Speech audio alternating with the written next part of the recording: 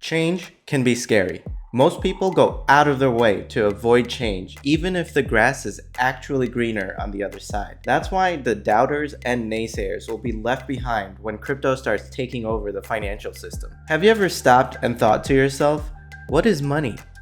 It sounds like a ridiculous question. Obviously, everybody knows what money is, right?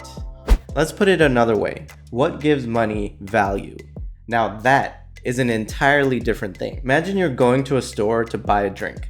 Why would the store owner accept your piece of paper for that drink? Because society generally accepts the fact that everyone will accept this piece of paper for a good or a service. Money is like a mind virus that's infected everyone on this planet.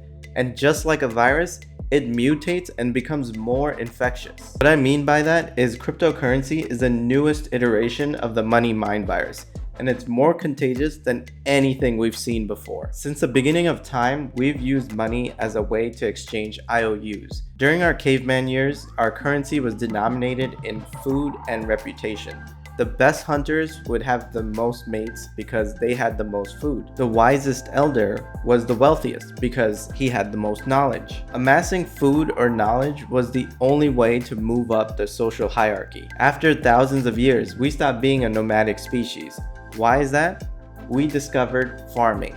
Farming led to a stable supply of food all year round, which meant that being the best hunter wasn't as important anymore. On the other hand, knowledge became even more valuable. Knowing when to plant your crops, when to harvest, and how to store them properly was more important than being physically fit. And so the money mind virus mutated so that information was more valuable than physical ability. A few hundred years later, we had the Industrial Revolution. For hundreds of years, a horse served as a mode of transportation and a sign of wealth. And literally overnight, it was made obsolete. If you look back at the early 1900s, most people thought that cars would never replace horses. But within 10 years, 90% of the main form of transportation in the United States was the car. Farmers that had a ton of horses watched their wealth evaporate because of technological innovation. Factories forced people to specialize in their craft. It didn't make sense for a blacksmith to also grow his own food. So we started using gold as an intermediary for value exchange. But gold is heavy and not that convenient to carry around. So the US passed the Gold Standard Act of 1900,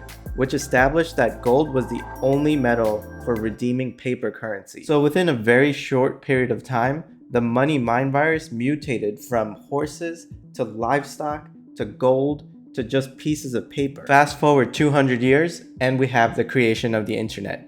Notice how these disruptions are happening faster and faster? The hunter-gatherer phase lasted for tens of thousands of years. The farming phase lasted for a few thousand years. The industrial age is only 200 years old.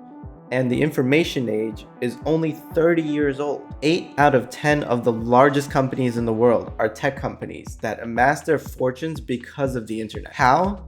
By connecting our society together and monetizing their platform. Uber is just a platform that connects you with a taxi. Google is just another platform that connects you with a website. Facebook is another platform that just connects you with your friends. Banks are a platform that connect you with your money. The value is in the data these platforms control. And just like that, the money mind virus mutated again from paper notes to numbers in a database. Think about where the vast majority of your money is stored. Is it stored as cash under your mattress, or is it stored as a number in a bank account? Cryptocurrency is only 13 years old, and we're already seeing how it's becoming the new iteration of the money mind virus. Just last year, El Salvador officially classified Bitcoin as legal tender. Shops in Argentina are using Binance to accept payments. Arizona just proposed a bill to make Bitcoin the same as cash. New York's mayor is getting his first paycheck paid in Bitcoin. What most people don't realize is that when you stack one innovation on top of another, the result is exponential growth. Humans are not designed to think about the world in exponential terms. Let me show you a thought experiment. Imagine you have a lake, and on that lake is a lily pad. Every day, the amount of lily pads double. If the lake is 100% full of lily pads by day 30, at what point do you think it's only half full? Pause this video and think about the answer before you continue. Ready? I bet you guessed that it would take 15 days for the lake to be half full. And if you did, you'd be completely wrong. The lake would be half full by day 29, because by day 30, it would double again and the lake would be completely full. So why am I even bringing this up? Because cryptocurrency is an innovation that's built on top of the internet, which means it's going to gain adoption much faster than anything else that came before. Some estimates say by 2030, crypto will have 4 billion users, a rate that's outpacing the adoption of the internet. At 4 billion users, that's 200 times larger than today. And that brings us back to the original question.